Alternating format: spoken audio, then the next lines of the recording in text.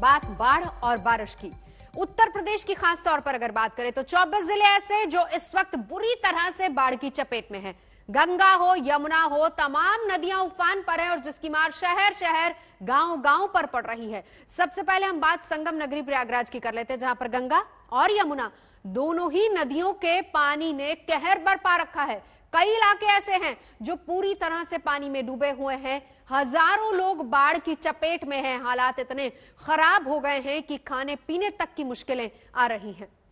साफ है कि गंगा यमुना के उफान ने इन दिनों पूरे प्रयागराज में कोहराम मचा रखा है।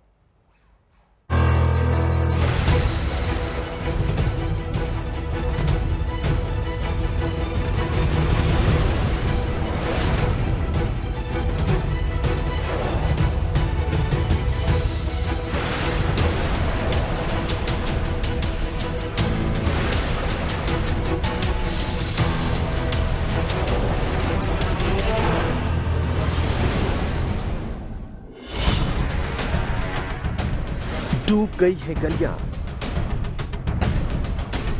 डूब गए हैं रास्ते।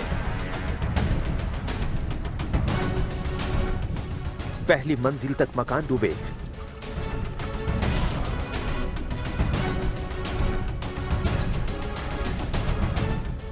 घरों में रखे सामान डूबे और बाढ़ की इस मार में डूबती जा रही है जल्द राहत की उम्मीदें। भूखे प्यासे मदद फंसे यहाँ पे, लेकिन कोई प्रॉब्लम नहीं, किसी को पता नहीं, कोई मतलब नहीं यहाँ पे। क्योंकि प्रयागराज के जिन रास्तों पर दौड़ती थी जिंदगी, वहाँ सिर्फ सैलाब है। गंगा यमुना का पानी बढ़ने से मुश्किलें बेहिसाब हैं। बाढ़ की ऐसी मार के आगे लोग बेबस हैं। कहीं आना जाना मुमकिन नहीं है और न ही खाने का कोई इंतजाम है। आफत ऐसी है कि भूखे प्यासे लोगों के दिलों से आह निकल रही है। बहुत तरह की समस्या है भैया, आपको हम क्या बताएं। बच्चा हमारा 2 दिन से भूखा था। पानी की समस्या, बाढ़ की समस्या, खाने की समस्या, आपको क्या बताएं हम, बताइए। यहाँ पे कोई न नाव वाला आ रहा, ना कोई पार्षद आ रहा, ना कुछ आ रहा, कोई नहीं आ रहा यहाँ पे।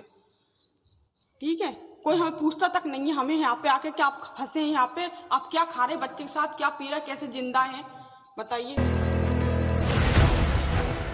सबसे बदतर हालात चांदपुर सलोरी इलाके के हैं। यहाँ हजारों घर डूबे हुए हैं।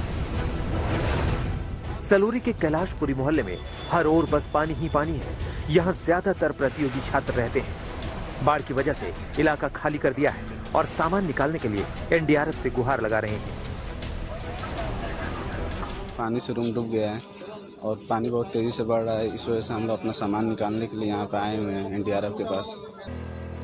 सिर्फ चांदपुर सलोरी ही नहीं, गंगा यमुना की बाढ़ ने कई और इलाकों में मुश्किलें यूं ही बढ़ा रखी है। पहली मंजिल पूरी तरह से डूबी हुई है।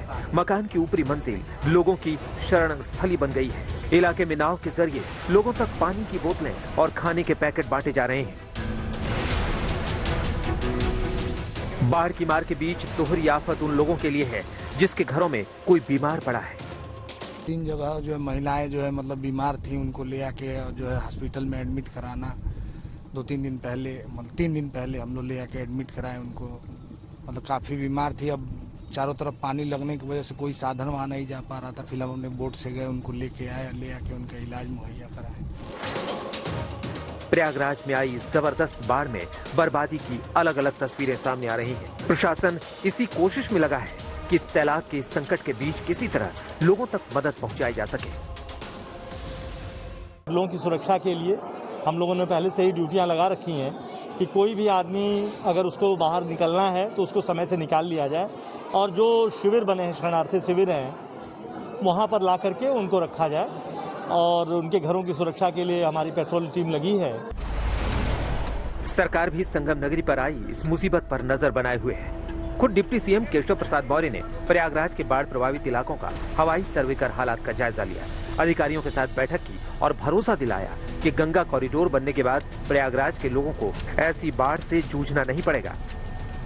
सच है कि प्रयागराज में बाढ़ का यह संकट लगभग हर वर्ष आता है और काफ़ी नुकसान उठाना पड़ता है। इसलिए हम लोगों ने यह भी कहा है कि एक व्यापक और दीर्घकालिक कार्य योजना तैयार करिए जिसके आधार पर प्रयागराज को सदा सर्वदा के लिए बाढ़ से मुक्त किया जा सके।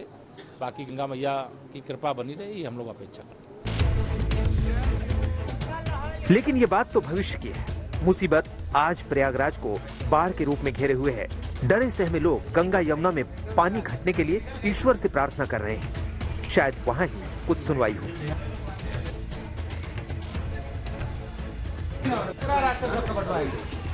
विगत रात में जो बीती है उसमें जो वाटर राइज है वो काफ़ी कम राइज कर रहा है। 8 घंटे में लगभग 3 सेंटीमीटर ही बढ़ोतरी हुई है और संभावना है कि आज ये स्थिर होना चाहिए यदि कोई बहुत ज़्यादा अधिक बरसात नहीं होती है तो।